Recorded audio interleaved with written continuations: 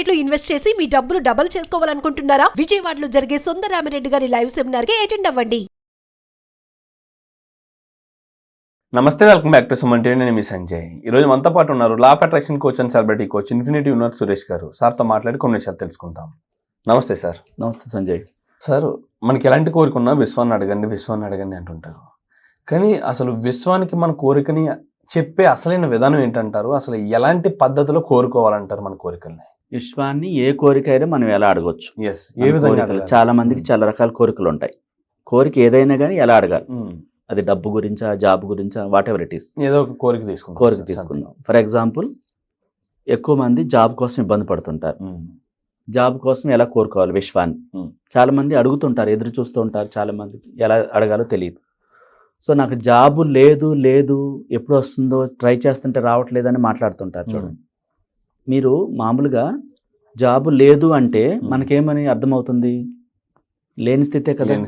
So మనం అదే చెప్తున్నాం. వాస్తవానికి ఆ వ్యక్తికి జాబు లేని మాట వాస్తవమే. మరి లేదనే మాటని మనం ఎక్కువసార్లు మాట్లాడితే ఏమవుతుంది? అఫర్మేషన్ అవుతుంది అది. సో ఉన్నట్టుగా సృష్టించుకుంటే కదా మనకు రావాల్సింది వస్తుంది. అవును.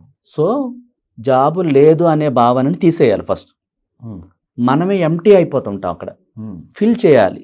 జాబ్ ఎలాంటిది కావాలి, ఏ కంపెనీలో కావాలి, ఏ టీచర్ పోస్టా, లేకపోతే ఒక లెక్చరరా, ఒక రైల్వేలోనా, సాఫ్ట్వేరా, ఫస్ట్ దాని పట్ల స్పష్టత ఉండాలి. ఒక వ్యక్తికి ఒక వస్తువు కావాలి అంటే దాన్ని క్లియర్గా కళ్ళతో చూడాలి. ఇమాజినేషన్. అట్లా ఈ జాబ్ ఏంటిది? జాబ్ అని ఒక మామూలుగా చెప్తున్నాం మనం. అనేక మంది అనేక రకాలు కోరుకుంటారు. కలెక్టర్ జాబ్ కోరుకుంటారు, రకరకాల జాబ్స్ ఉన్నాయి. దాని మీద క్లారిటీ ఉండాలి ఫస్ట్. నాకు జాబ్ వచ్చినందుకు విశ్వానికి కృతజ్ఞతలు అంటే యూనివర్స్కి ఏమీ అర్థం కాదు. ఎంటీగా అలా చూస్తూ ఉంటుంది అంతే. మనం మౌనంలో అలా ఎలా పంపించాము? ఈ జాబ్ ఏంటి కావాలని స్పష్టమని క్లియర్ అవ్వాలి. గవర్నమెంటా, రైల్వేనా, సెంట్రల్ గవర్నమెంటా, స్టేట్ గవర్నమెంటా, ప్రైవేటా, టీచర్ పోస్టా, రైల్వేలోనా, లేకపోతే సాఫ్ట్వేర్ విదేశాల్లోనా, ఈ క్లారిటీ అనేది డిసైడ్ చేసుకోవాలి క్లియర్గా. అంటే మనం కోరుకునే కోరికపై ఒక స్పష్టత ఉండాలి. స్పష్టత ఉంటేనే కదా నెరవేరుతుంది. ఆ కోరికని మీరు మౌనంగా కూర్చున్నప్పుడు, ఆ జాబ్ ఆల్రెడీ కలిగి ఉంటే మీరు ఆ రోల్లో ఏం చేస్తుంటారు? ఒక టీచర్ అయితే ఆ స్కూల్లో లెసన్ చెప్తూ ఉంటారు టీచర్గా. అదే కాలేజీలో లెక్చరర్ అయితే ఆ స్టూడెంట్స్కి ఒక ప్రొఫెసర్గా లెసన్ చెప్తూ ఉంటారు కదా. దాంట్లో లీనమైపోవాలి, ఆ పోస్ట్లో లీనమైపోవాలి. దానికి ముందు ఆ కంపెనీకి వెళ్ళి అది ఇంటర్వ్యూలో సక్సెస్ఫుల్గా చాలా అద్భుతంగా మీ టాలెంట్ ప్రదర్శించినట్టుగా అంటే ఊహించుకోవాలంటారా? ఎస్. ఇప్పుడు మనం లేదనే మాటను ఎక్కువ మాట్లాడొద్దు అంటున్నాం. అవును. లేకుండా మరి ఉన్నట్టుగా ఎలా సృష్టించాలో చెప్తున్నాం మనం. లేదు అన్న భావన లేకుండా చేసేస్తుంది. పోస్ట్ రాకుండా, జాబ్ రాకుండా చేసేస్తుంది. జాబుని మనం సృష్టించుకోవాలి, విశ్వానికి చెప్పాలి ఎలా కావాలి అనే దాన్ని. పదే పదే మనం దాన్ని పొందినట్టుగా ఆ జాబ్కి వెళ్ళి, మీరు ఇంటర్వ్యూకి వెళ్ళి సక్సెస్ఫుల్గా మీ టాలెంట్ అంతా ప్రదర్శించినట్టుగా. అంటే మీరు మాట్లాడితే వాళ్ళు మంత్రముగ్ధులు అయిపోయి మీరు కోరుకున్న ప్యాకేజ్ కంటే ఎక్కువ ఇచ్చినట్టుగా. ఆ వైబ్రేషన్స్ ఎలా ఉంటాయి, ఆ ఊహ ఎలా ఉంటుంది? మంచి పాజిటివ్గా ఉంటుంది సార్. సపోజ్ ఇప్పుడు ఒక 50,000 కోరుకున్నారు, మేము లక్షిస్తాం అన్నారు వాళ్ళు. మంచి హ్యాపీగా ఉంటాం, చాలా హ్యాపీగా ఉంటుంది. ఆ ఎనర్జీని విడుదల చేయాలి. అసలు ఆ టాలెంట్కి ఆ కంపెనీ ఇంప్రెస్ అయ్యి ఎక్కువ శాలరీ ప్యాకేజ్ ఆఫర్ చేసినప్పుడు ఆ తన్మయత్వంతో శరీరం నుంచి ఎలాంటి విడుదల అవుతాయి? దాన్ని ఎనర్జీ లెవెల్స్ని హ్యాపీగా రిలీజ్ చేస్తూ ఒక స్వీట్ బాక్స్ తీసుకొచ్చి ఇంట్లో వాళ్ళందరూ షేర్ చేసుకున్నట్టుగా ఆ సెలబ్రేషన్స్ కావాలి. ఎనర్జీ లెవెల్సే విడుదల చేయాలి అన్ని చోట్ల. చూడండి, ఎనర్జీ లెవెల్స్ విడుదల కాకుండా మనకి ఏది రాదు. నార్మల్గా చెప్తే అందులో ఫీల్ లేదంటారు మీరు. అంటే సార్, విశ్వాన్ని కోరుకునే పద్ధతి అంటే ఏ విధంగా అంటారు? మెడిటేషన్ అంటారా, లేకపోతే అఫర్మేషన్ అంటారా? ఇక్కడ ఏ విధంగా? ఇక్కడ మెడిటేషన్ చేయొచ్చు, విజువలైజేషన్ చేయొచ్చు, ఒక క్రియేషన్ బుక్లో రాసుకోవచ్చు, లేదా ఇందాక మనం ఆ గతంలో చెప్పుకున్న ఒక టెక్నిక్ 11 days టెక్నిక్ 1 to 1 ప్రతిరోజు రాసే విధానం 11 days, లేకపోతే 9 రోజులు 9 కోరికలు రాయాలి. ఒక కోరిక 9 సార్లు రాయాలి. జాబ్ కోసం రాయొచ్చు. 369 కూడా చెప్పుకున్నాం గతంలో, అది కూడా రాయొచ్చు. అంటే మనం ఈ టెక్నిక్స్ ఉపయోగించుకోవడానికి ఒకటి ఉపయోగించుకోవాలి, ఏదో ఒకటి. ఒక కోరిక సపోజ్ ఒక టెక్నిక్ తీసుకుని ప్రతిరోజు రాయాలి. వచ్చినందుకు థ్యాంక్ యూ యూనివర్స్ అని రాయాలి. జాబ్ని కలిగి ఉన్నాను, వస్తే అని రాయకూడదు. వస్తే ఫ్యూచర్ టెన్స్ అవుతుంది.